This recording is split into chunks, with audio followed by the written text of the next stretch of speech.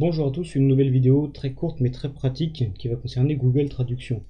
Pourquoi très pratique? Parce qu'on est entouré de choses qui sont écrites donc dans des langues étrangères, en anglais, etc. quand on achète ou quand simplement on peut lire des publicités où il y a beaucoup d'anglais dedans maintenant et qu'on aimerait le comprendre. Donc on va utiliser Google pour ça et on va utiliser Google Traduction. On va aller dans l'onglet application, donc, enfin le logo application, donc les 9 petits points qui est en haut. On clique dessus et on va voir dedans traduction. On clique sur traduction et on arrive devant le site de Google Traduction. Alors là, si c'est quelque chose que vous lisez mais que vous voulez comprendre, vous allez pouvoir simplement laisser la partie de droite en français. Alors la partie de droite, c'est là où va s'afficher la traduction elle-même. Vous allez écrire dans la partie de gauche. Si vous connaissez la langue, vous cliquez directement sur la langue qui vous convient.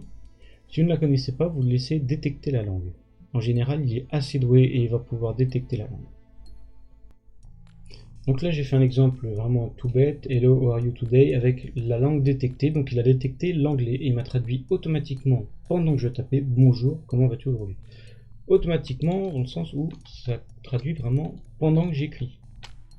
Voilà pour ce qui est de Google Traduction, il n'y a pas beaucoup plus à connaître, il y a la partie document, c'est si vous avez carrément un document entier, par exemple un PDF, alors les PDF c'est les documents non modifiables, des documents texte non modifiables que vous avez sur vos ordi, et des fois le document PDF ça va être la notice, je vais dire une bêtise, mais la notice d'un volet roulant. Pour comprendre comment il va fonctionner, elle va être entièrement en anglais.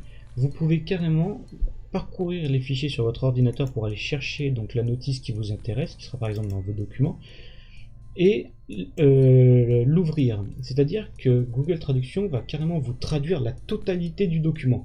Alors je dis pas que c'est une traduction qui est vraiment super précise, aussi bonne qu'un traducteur humain, mais pour comprendre une notice, ça fonctionne vraiment très bien, et surtout de jour en jour, l'intelligence artificielle permet d'améliorer toute la partie traduction.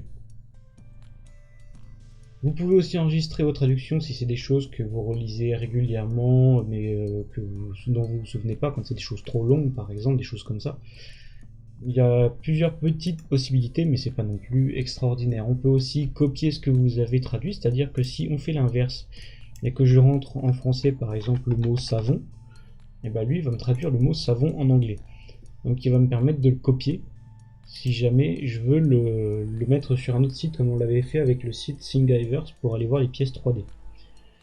Je referai une vidéo pour ce qui est des sites de bibliothèque 3D et voir comment utiliser le traducteur en même temps, étant donné que ce sont des sites communautaires, la plupart des termes sont en anglais.